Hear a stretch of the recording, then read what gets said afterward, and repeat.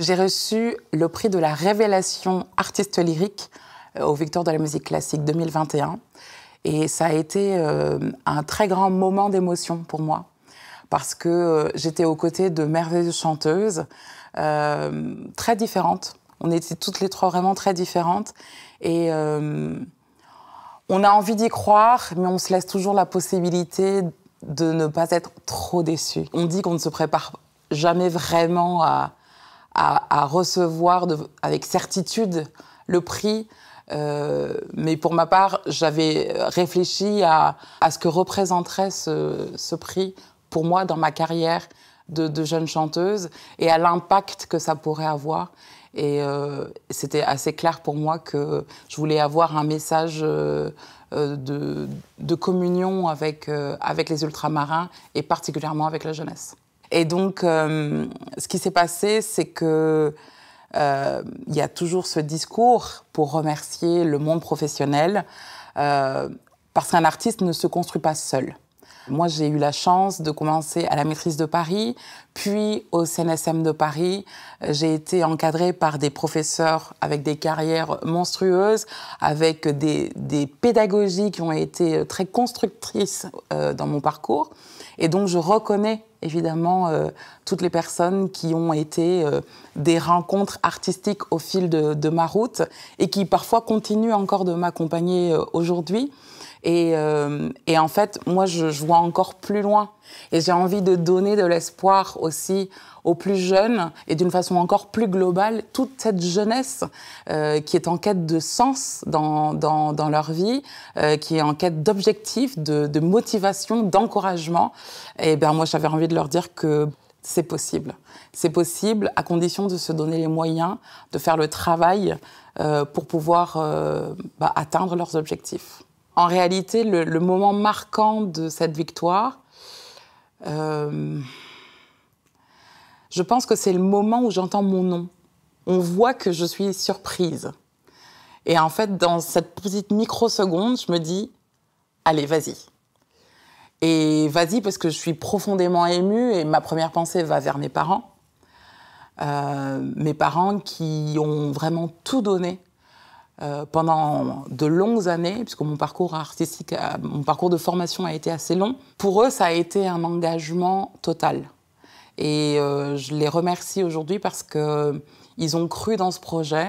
Ils ont aussi été suffisamment souples pour accepter les petits changements de route. Et je pense aussi à tous ces parents qui n'ont pas forcément les moyens d'accompagner de cette façon leurs enfants. Et en fait, j'ai envie de leur dire qu'il y a toujours des solutions et que la question financière ne devrait plus être un frein aujourd'hui pour les jeunes qui ont envie d'accomplir un rêve. Voilà, il y a des bourses, il y a tout un tas de possibilités, mais il faut avoir le courage et l'audace d'aller toquer aux portes, aux bonnes portes.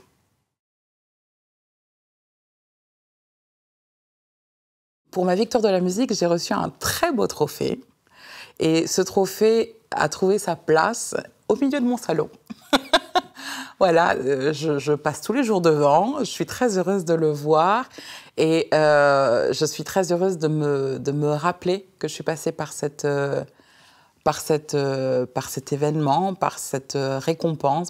C'est un beau souvenir et je pense que inconsciemment, parce que j'y pense pas tous les jours non plus, mais inconsciemment, ça m'encourage dans les moments où je suis peut-être un peu triste ou un peu découragée, parce que la vie d'artiste, c'est aussi, on est toujours sur les routes, c'est aussi beaucoup de fatigue.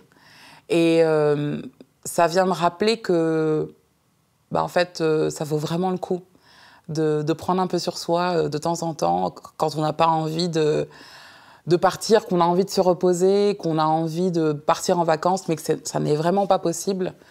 Voilà, ça vient me rappeler que, en tant qu'artiste, j'ai une mission, en réalité.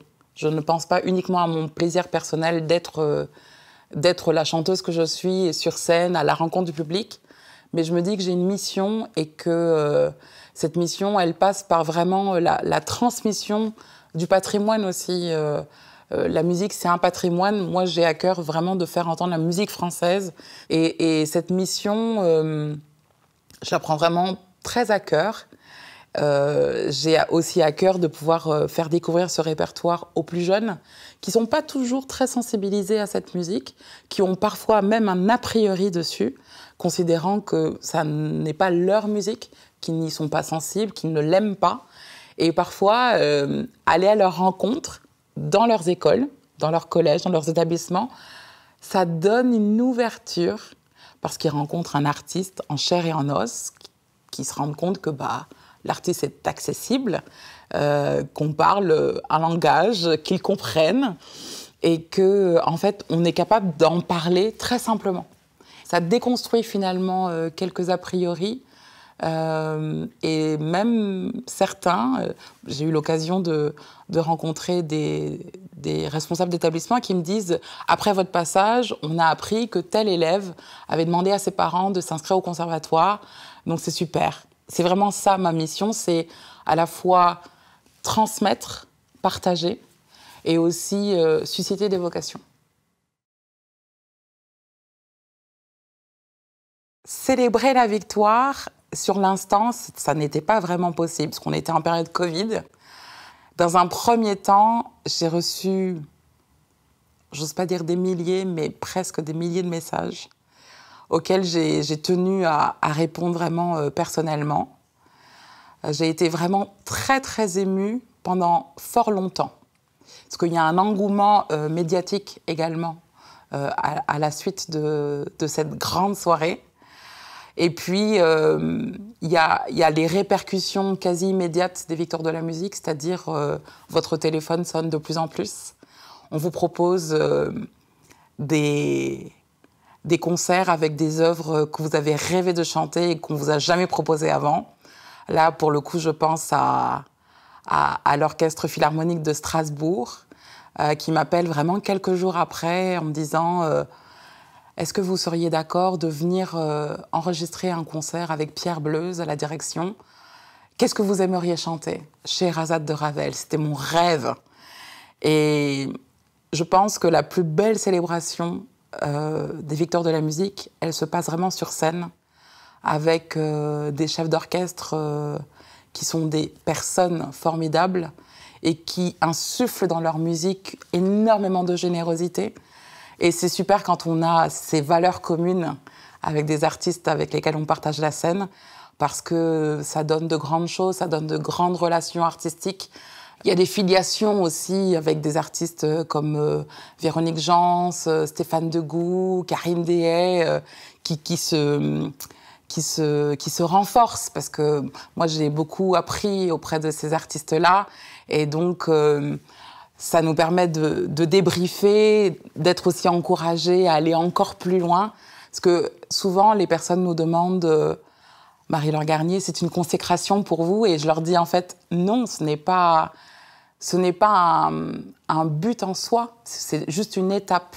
Et en fait, cette étape, elle est venue galvaniser en quelque sorte mon envie de faire carrière dans le chant, mon envie d'être sur les plus grandes scènes et de faire entendre ce répertoire qui est d'une richesse incroyable et surtout qui m'épanouit au plus haut point.